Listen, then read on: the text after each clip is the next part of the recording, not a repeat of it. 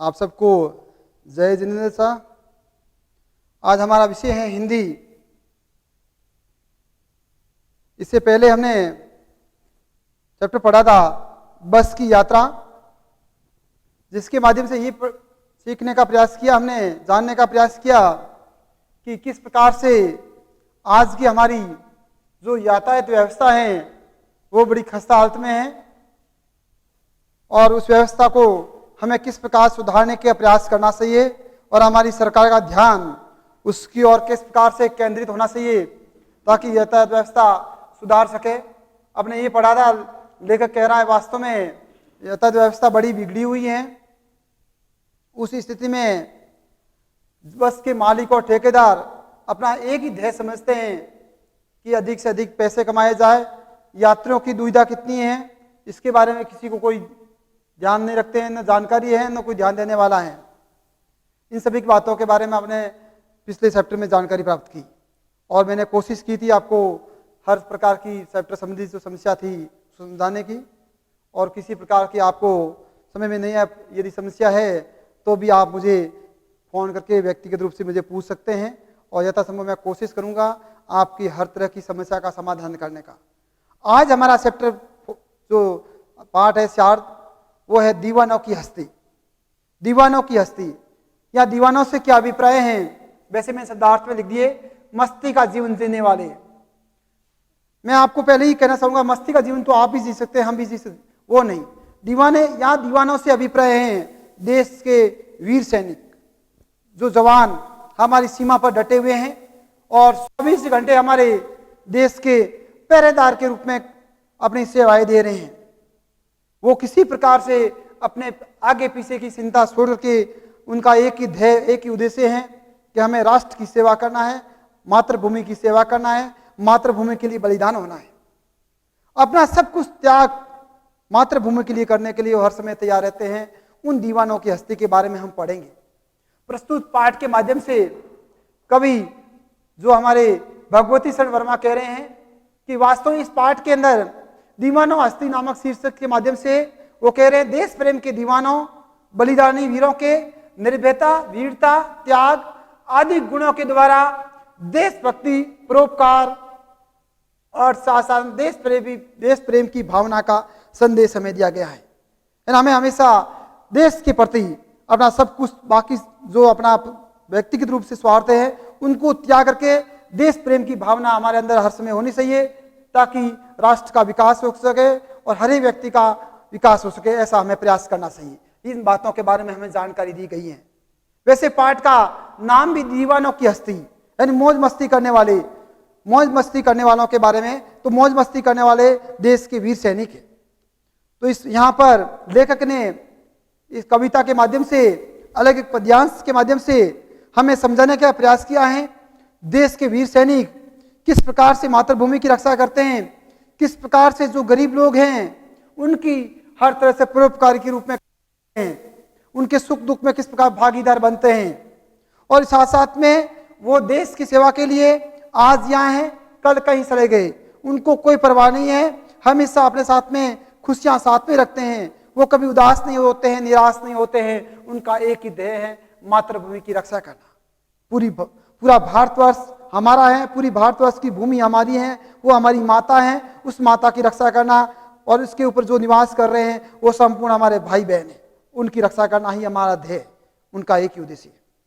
तो इस पाठ के माध्यम से भगवती शरण वर्मा ने हमें ये बताने का प्रयास किया है किस प्रकार से देश के वीर शहीद हमारे देश की रक्षा कर रहे हैं, उसके लिए अलग एक पद्यांश के रूप में हमें समझाने का प्रयास किया है। तो हम कविता को 3 पद्यांश के रूप में बांट करके उनका अलग अलग प्रकार से सपरिचय व्याख्या के माध्यम से समझने का हम प्रयास करेंगे कि वास्तव में हमें क्या समझाने का, हमें कौन सा संदेश देने का प्रयास किया है कवि ने। देखिए कविता के प्रारंभ में फर्स्ट पद्यांश आपका है, हम दीवानों की क्या हस्ती, हम दीवानों की क्या हस्ती आज यहाँ कल वहां चले, हम दीवानों की क्या हस्ती आज यहाँ कल वहां चले, मस्ती का आलम साथ चला है, मस्ती का आलम हमेशा हमारे साथ में चला। कल वो कह रहे हम धूल उड़ाते जहां भी गए धूल उड़ाते चले, आए बनकर उल्लास अभी आंसू बनकर बह चले अभी। आए बनकर उल्लास अभी, आंसू बनकर बहस रहे अभी। सब कहते ही रह गए, अरे तुम कैसे आए और कैसे चले, या कुछ किस प्रकार चले, कहाँ चले, किस प्रकार चले गए। इस माध्यम से हमें बताने का प्रयास किया है। तो प्रस्तुत जो पद्यांश है वो हमारी पाठ्य पुस्तक वसंत, जो पाठ्य पुस्तक वसंत भाग 3 के दीवानों की हस्ती नामक पाठ से लिया गया है। और इसमें कवि जो भगवती शरण वर्मा हमें संदेश दे रहे हैं कि देशभक्त वीरों मोजी वो भाव का वर्णन करके हमें समझाने का प्रयास कर रहे हैं कि वास्तव देश के जो जवान हैं उन प्रकार वो हमेशा मस्त रहने वाले हैं, किसी प्रकार से कोई किसी प्रकार से चिंता करने वाले वो नहीं है। ये समझाने का प्रयास किया गया है। कवि कह रहे हैं देश की आजादी के लिए दीवाने मस्त होकर सारे देश में घूमते हैं, उनका कोई ठिकाना नहीं है। आज जम्मू कश्मीर में है, जितने में आदेश आ गया हिमाचल में जाना है तो हिमाचल चले गए, राजस्थान जाना राजस्थान चले गए। हर प्रकार से अपना यूं नहीं निर्धारित स्थानों का फिक्स नहीं हुआ करता है कि आज हमें 2-3 साल कहाँ रहना है, जैसलमेर में रहना है या बाड़मेर में रहना है, या जम्मू कश्मीर श्रीनगर केरला जाना है। इसके बारे में उनको कोई पहले से निर्धारित समय या स्थान नहीं हुआ करता है। इन कहने का अभिप्राय हुआ देश की आजादी के दीवाने हैं, वो मस्त होकर के अपनी जिंदगी जी रहे हैं, उनको कोई किसी प्रकार की आगे पीछे की परवाह नहीं है। वो कह रहे आज यहाँ है कल वहां चले, यानी उनका निर्धारित स्थान नहीं है। आज यहाँ पर हैं कल और कहीं चले गए, यूं चिंता नहीं करते हैं कि भैया हम वहां चले जाएंगे, वहां क्या होगा। आज हम सुखी से जीवन जी रहे हैं यहाँ पर, यहाँ तो गर्म इलाका है या ठंडा इलाका है, तो वहां जाएंगे हम ठंड ज्यादा पड़ रही है, उस पहाड़ी इलाकों में ठंडी में कैसे रह पाएंगे।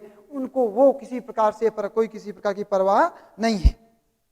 मस्ती का आलम हमेशा साथ चला, यानी हमेशा मस्त रहने वाले, आनंद खुशी आनंद भरी जिंदगी जीने वाले, आनंद हमेशा खुशियां हमेशा अपने साथ में रखते हैं। वो किसी प्रकार से टेंशन की जिंदगी वो कभी जीते नहीं है, उदासी जिंदगी नहीं जीते हैं, खुशियों का आलम हमेशा उनके साथ में रहता है। वो कह रहा हम धूल उड़ाते जहां भी चले वहां धूल उड़ाते हुए चले।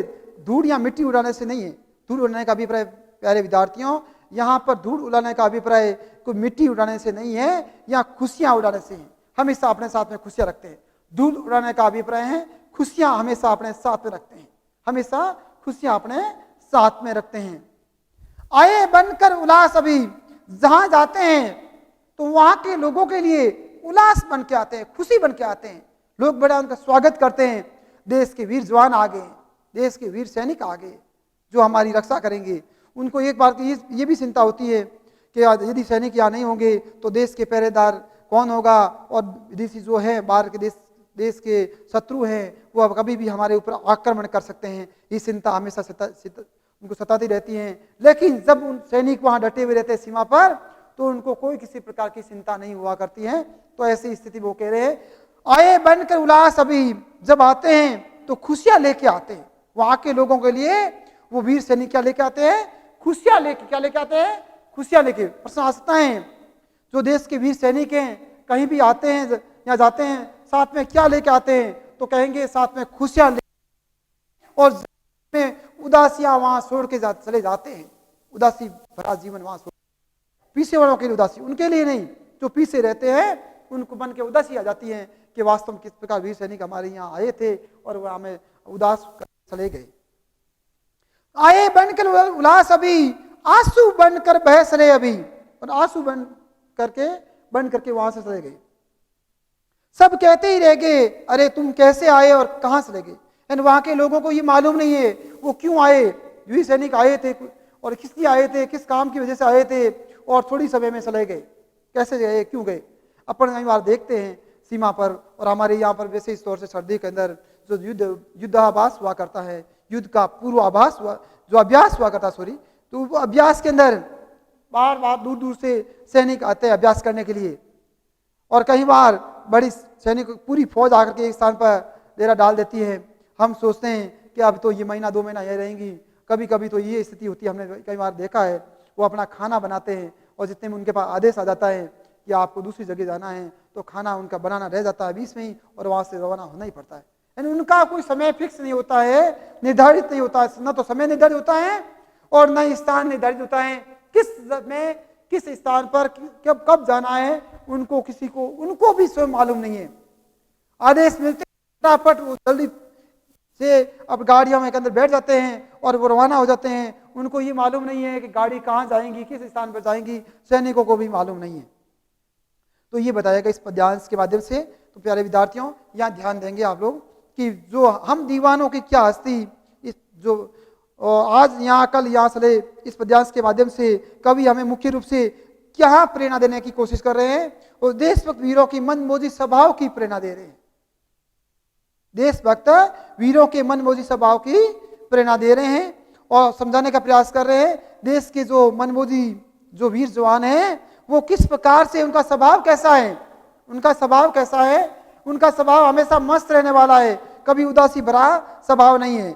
प्रश्न ये भी आ सकता है, देश के मनमोजी जो वीर जवान हैं, उनका स्वभाव कैसा है, हमेशा खुश रहने वाला है।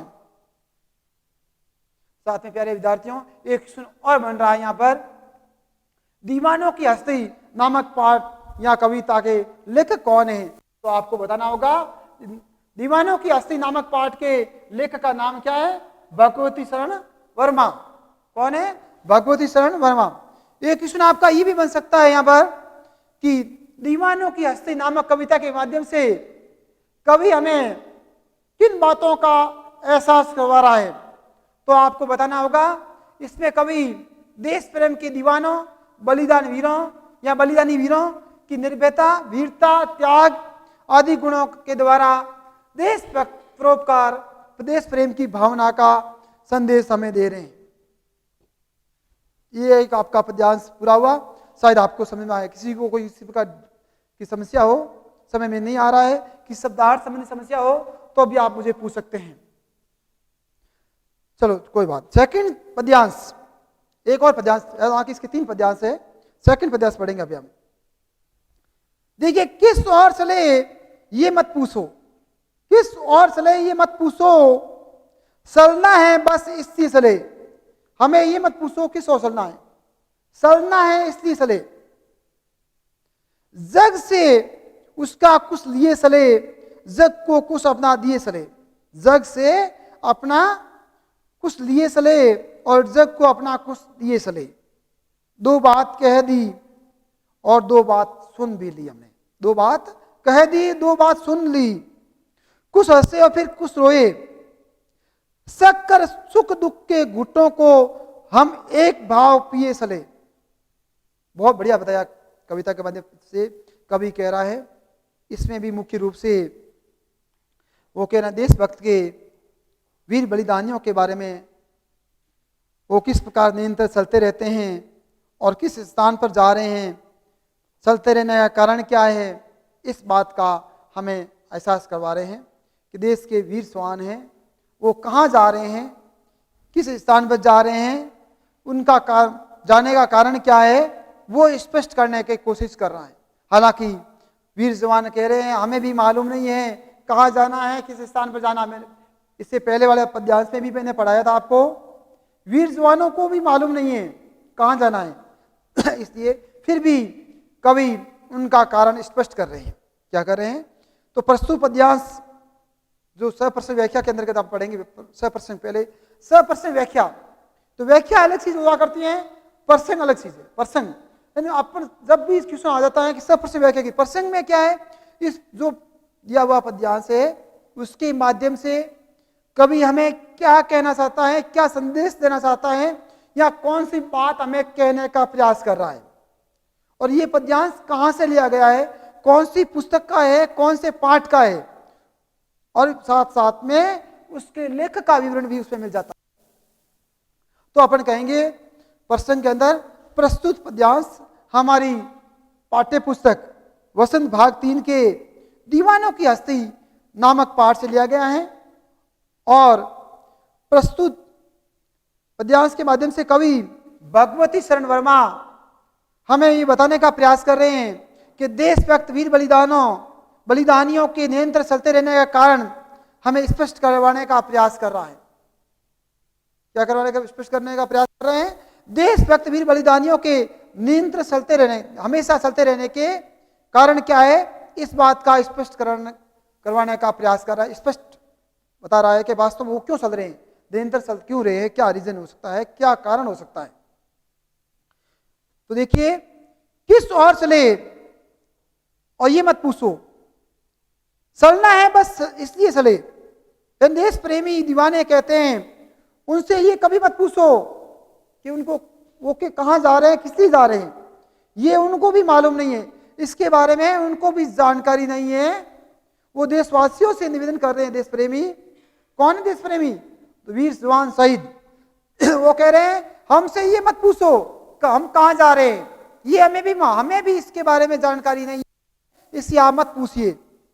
देश प्रेमी दीवाने कहते हैं उनसे ये पूछना बेकार है, वे किधर जा रहे हैं, उन्हें तो निरंतर चलते रहना है, हमेशा आगे चलते रहना है, इसलिए चल रहे हैं।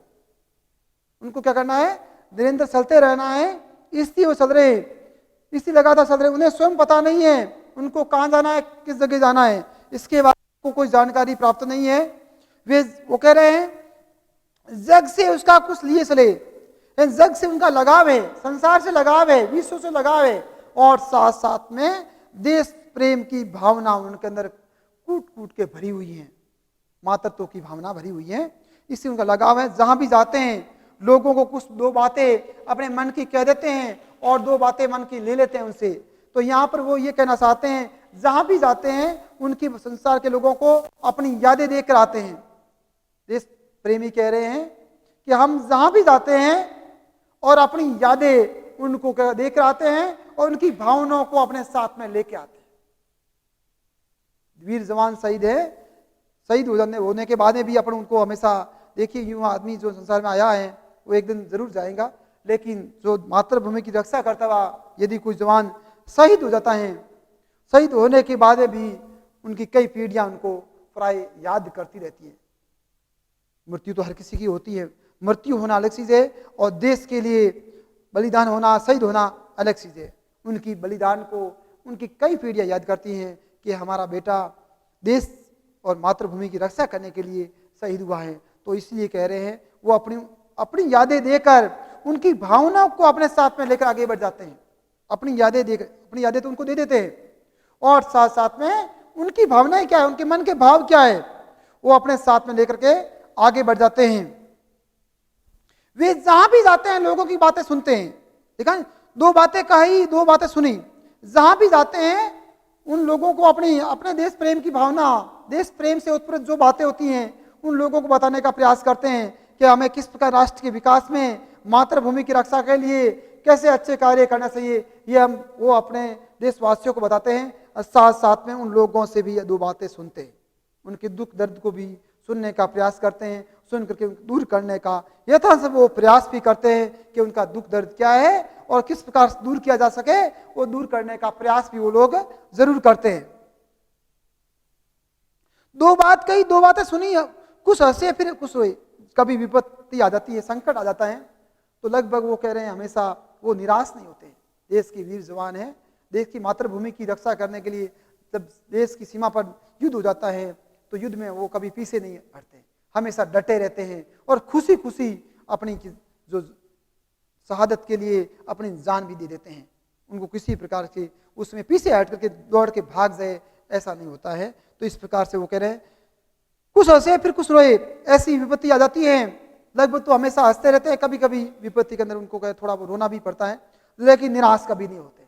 रो लेते हैं फिर भी वो कभी निराश नहीं होते हैं। यदि उनके कोई विपत्ति संकट आ गया तो क्या करेंगे, वो थोड़ा बहुत रो भी लेंगे, लेकिन निराश होकर के, हताश होकर नीचे बैठने वाले या हिम्मत हार के पीछे हटने वाले देश के वीर सैनिक कभी नहीं है। सक कर सुख दुख के घुट्टों को हम एक भाव से पिए चले। यानी वो कह रहे हैं वास्तव में लोगों के सुख दुख की बातों को समान भाव से समझते हैं। सुख दुख है उनको दोनों को एक ही दृष्टि से देखते हैं, अलग दृष्टि से नहीं। सुख होता है जब ज्यादा उल्लास भरी बातें हुआ करती हैं उनके सामने, तो अभी उसको एक समान दृष्टि से समझते हैं, और जब विपत्ति आ जाती है, संकट आ जाती है उनके सामने, तो भी उनको एक समान दृष्टि से देखते हैं। अर्थात कहने का अभिप्राय हुआ, भगवती शरण वर्मा कह रहे हैं तो देश के वीर जवान हैं, वो हर विपत्ति को, हर समय को, संकट है चाहे उनके सामने, चाहे खुशी हैं, उनको सभी को एक दृष्टि से देखते हैं, अलग दृष्टि से देखने का प्रयास वो कभी नहीं करते हैं। तो प्यारे विद्यार्थियों, तो ये 2 पद्य इसका एक बाकी है, एक भाग बाकी है पद्य, वो अपने नेक्स्ट जो अपना पीरियड आएगा उसमें पढ़ेंगे। और आज आप शब्दार्थ और ये कविता परिचय ये भी आपको अपनी नोटबुक में लिखना होगा। साथ में ध्यान देना, एक बात मैं कहना पहले से कह रहा हूं पद्यांशों का सप्रश्न व्याख्या मैं आपको भेज दूंगा ग्रुप में, लेकिन आपको पूरा पद्यांश, पहले पद्यांश जो है पूरा का पूरा नोटबुक में आपकी आंसर शीट में उत्तर पुस्तिका में उतार करके उसके नीचे सप्रश्न व्याख्या करनी है। ऐसा नहीं डैश डैश मैं करके भेज रहा हूं, वैसे आप ही डैश डैश करके लिख दो, नहीं, पूरा आपको जो है एक एक लिखना। एक लिखा, उसका सप्रश्न व्याख्या की, उसके बाद सेकंड में लिखा, उसकी सप्रश्न व्याख्या आपको अपनी उत्तर पुस्तिका की, हिंदी की उत्तर पुस्तिका में गुड हैंड राइटिंग के साथ में लिखना होगा। ये ध्यान रखना। आज का आपका होमवर्क जो गृह कार्यक्रम आपको अपने आप करना है वो 4 क्वेश्चन है। दीवाने अपने साथ में क्या लेकर आते हैं? दीवाने लोग होते हैं, दीवाने कौन है या दीवानों से क्या अभिप्राय समझ में आ गया ना आपको? देश के वीर जवान, वो हमेशा अपने साथ में क्या लेके आते हैं? वेरी गुड, बढ़िया, शाबाश। दीवाने अपने साथ में हमेशा उल्लास लेके आते हैं, खुशियां लेके आते हैं। दीवाने क्या बनकर आते हैं? दीवाने क्या बनकर आते हैं? उल्लास बन के आते हैं और वासु बनकर चले जाते हैं। दीवाने शक्कर क्या पीते हैं? सुख दुख के घुट वो शक्कर के पीते हैं। दीवानों की हस्ती नामक कविता के कवि कौन है? दीवानों की हस्ती नामक कविता के कवि भगवती शरण वर्मा है। Okay, thanks. आप सबको, आपने मेरी क्लास को अटेंड किया, सही ढंग से सुना, इसलिए आप सबको एक बार पुनः धन्यवाद। बाकी बार चैप्टर नेक्स्ट पीरियड में पढ़ेंगे। Thank you so very much.